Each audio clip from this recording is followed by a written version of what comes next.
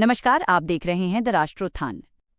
सत्य सनातन संस्कृति के प्रचार प्रसार और राष्ट्र को नई दिशा देने के हमारे संकल्प में आज हम एक बेहद महत्वपूर्ण विषय पर चर्चा करेंगे। राष्ट्रीय स्वयंसेवक संघ के 100 वर्ष पूर्ण होने के उपलक्ष्य में आयोजित विराट हिंदू सम्मेलन में प्रांत प्रचारक श्री राम जी ने पूरे समाज के सामने एक दूरदर्शी विचार रखा है। उन्होंने स्पष्ट शब्दों में कहा कि जब जब हिंदू घटा है तब तब भूभाग बटा है। आखिर क्यों आज के दौर में हिंदू समाज का सशक्त और एकजुट होना भारत के वैभव के लिए अनिवार्य है? आइए देखते हैं ये विशेष रिपोर्ट। कबरई खंड के सुरहा मंडल के ग्योड़ी गांव में आयोजित विराट हिंदू सम्मेलन में राष्ट्रवाद और भक्ति का एक अद्भुत संगम देखने को मिला। कार्यक्रम का भव्य आगाज बेटियों द्वारा गाए गए ओजस्वी आल्हा गायन के साथ हुआ।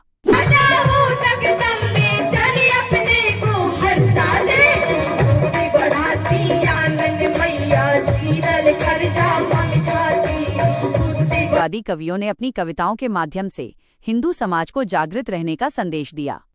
इन जाहिलों, इन मक्कारों से जिनने हमारे भाई बनकर हमें लूटा, कश्मीर का सारा बदला, बहनों का सब डर देना, देश बांग्ला का भी इनको थोड़ा बहुत असर देना और मानवता या भाईचारा होंगे जब जब प्रश्न खड़े तो अपने भाई इनका चारा यह खुलकर उत्तर देना और अपनी माता भाग्य विधाता बहनों पर जो हाथ रखे तलवारों का सारा लोहा इनके अंदर भर देना। मुख्य वक्ता प्रांत प्रचारक श्री राम जी ने अपने संबोधन में संघ की 100 वर्षों की यात्रा और भारत की सनातन शक्ति पर प्रकाश डाला। उन्होंने कालखंड की चुनौतियों और आज के गौरवशाली भारत की तस्वीर को सबके सामने रखा। आइए आपको सुनाते हैं उनके वक्तव्य के वो प्रमुख अंश। उसी क्रम में संघ ने अपनी 100 वर्षों की जो यात्रा पूरी किया, उस यात्रा में संघ का समाज का संपूर्ण व्यक्ति सहभागी बने, इसलिए एक कार्यक्रम हिंदू सम्मेलन का प्रत्येक न्याय पंचायत स्तर पर रखा गया। कालखंड कोई रहा हो, हमारे देश में हमारे देश के संत महात्माओं ने, ऋषियों ने, सभी लोगों ने भारत भारत बन करके रहे इसके लिए काम किया है। लेकिन हम सब जानते हैं कि हमारा देश पूरी दुनिया के अंदर केवल एक ही देश है, भारत, जिसको मां का दर्जा है। विश्व के अंदर कोई ऐसा देश नहीं है जिसको मां का दर्जा है। हमारा ही देश है और इस देश में रहने वाला मूल हिंदू समाज जो संपूर्ण विश्व के कल्याण की कामना करता है। हम अपने घर में भी पूजा जब करते हैं तो नारा लगाते हैं, धर्म की जय हो, अधर्म का नाश हो, प्राणियों में विश्व का संपूर्ण प्राणियों में सद्भावना हो और विश्व के कल्याण की अगर मंगल कामना करने वाला कोई है तो हिंदू समाज। बीच के कालखंड की कुछ रूढ़वादिता के कारण जरूर हम विघटित हुए, खंडित हुए, लेकिन हर समय हम उस प्रयास को करके विजयी होते रहे। इसलिए एक समय ऐसा था जिस समय हमारे देश के एक युवा सन्यासी स्वामी विवेकानंद जी को पूरे भारत का भ्रमण करके एक नारा देना पड़ा था, गर्व से कहो मैं हिंदू हूं। लेकिन मैं कहूंगा कि उन्होंने नारा दे करके 1902 में उनकी मृत्यु हो गई और 1925 में उन्हीं के सपने को साकार करने के लिए कि मेरी भारत माता पुनः विश्व गुरु के रूप में आसीन हो, तो आज 100 वर्षों में संघ की साधना से निकले हुए स्वयंसेवकों ने अपने जीवन को तपा करके आज विवेकानंद जी के सपने को साकार कर रहे हैं। आज पूरी दुनिया के अंदर आज हर गली मोहल्ले में रहने वाला हिंदू समाज है, अपने को गौरवान्वित महसूस कर रहा है। हम सब लोगों ने कभी पढ़ा था कि अयोध्या का राम मंदिर, भगवान राम का जन्म अयोध्या में हुआ मंदिर था, वहां पर एक आक्रमणकारी आया, मंदिर को तोड़ करके मस्जिद बनाया। लेकिन हम सब जानते हैं कि हमारे देश के पूज्य संतों ने आह्वान किया और 1989 में इस राम जन्मभूमि का आंदोलन कई बार चला। पूज्य संतों के नेतृत्व में आंदोलन चला। मात्र 34-35 वर्ष की अवधि में संपूर्ण हिंदू समाज की संगठित शक्ति के कारण भव्य अयोध्या का राम मंदिर का तैयार है। आने वाली पीढ़ियां हमारा इतिहास अब पराजय के नहीं विजय के इतिहास हिंदू समाज अपना लिख रहा है। हम सब जानते हैं कि अमरनाथ आज लोग दर्शन करने जाते हैं। उस अमरनाथ दर्शन करने जाने के लिए उस समय की जम्मू कश्मीर की सरकार मुस्लिम पर सरकार थी। संपूर्ण नेतृत्व करने वाला मुस्लिम समुदाय था।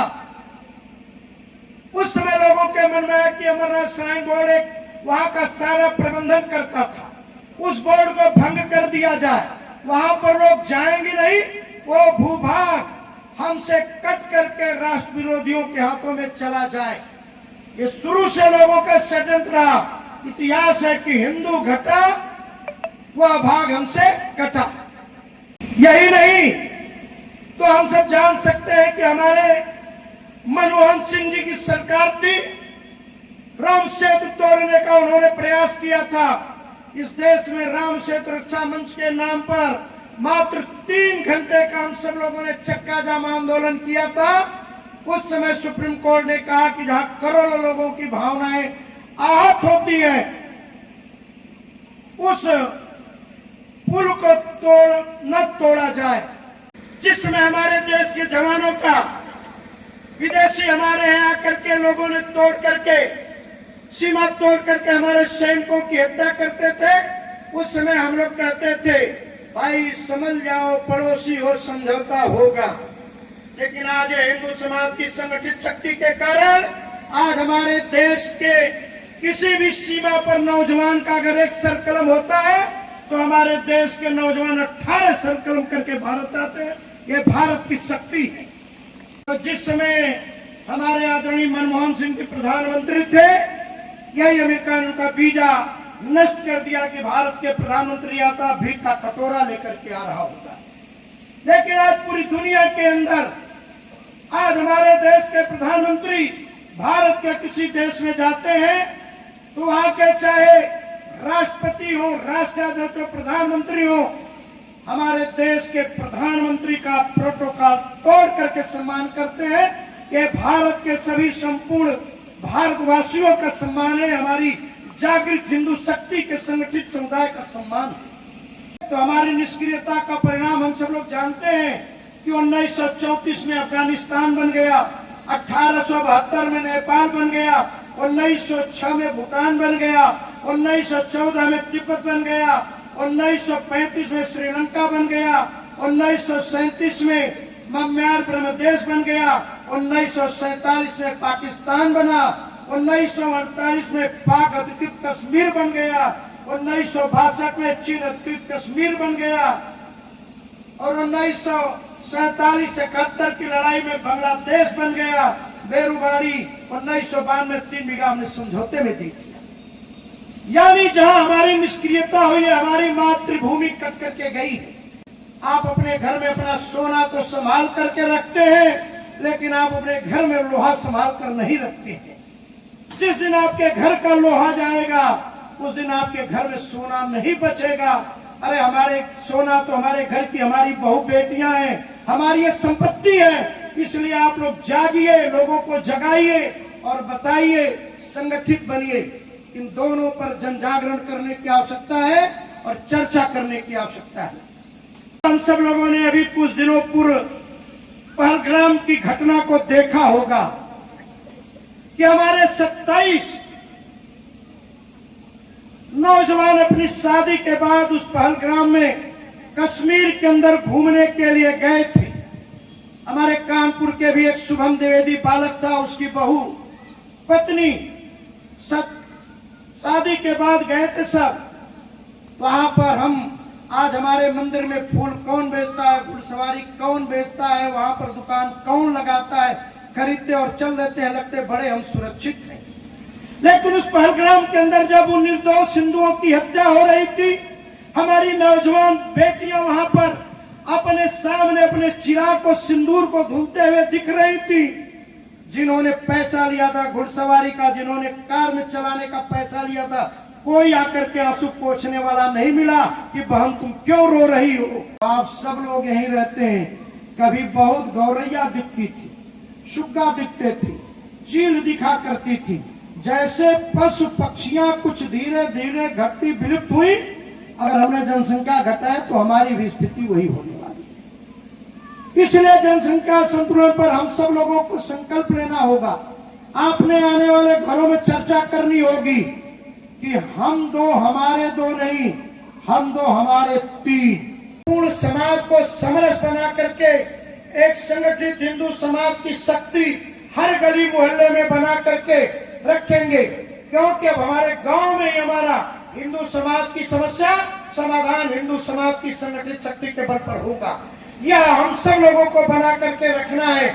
इसलिए आने वाले समय में भी हर गांव गली गली जा करके कोई भी राष्ट्र विरोधी संविधान विरोधी लोग आकर के किस प्रकार का षड्यंत्र फैला करके हमारे बीच में जाकर के बताते हैं कि ये लोग संविधान विरोधी हैं, शासन विरोधी लोग हैं, ये फला के विरोधी हैं। हमको अपने आचरण व्यवहार से इन लोगों के बीच में जाकर के बता करके अपने गांव के अंदर गली गली के अंदर संपूर्ण हिंदू समाज की समरस संगठित शक्ति के आधार पर समर्थ भारत जो बन रहा है, आगे बढ़ रहा है, उस गति को हम सब आगे बढ़ा करके अपने को विश्व विजयी बनने की तरफ अग्रसर है, यह बना करके रखेंगे।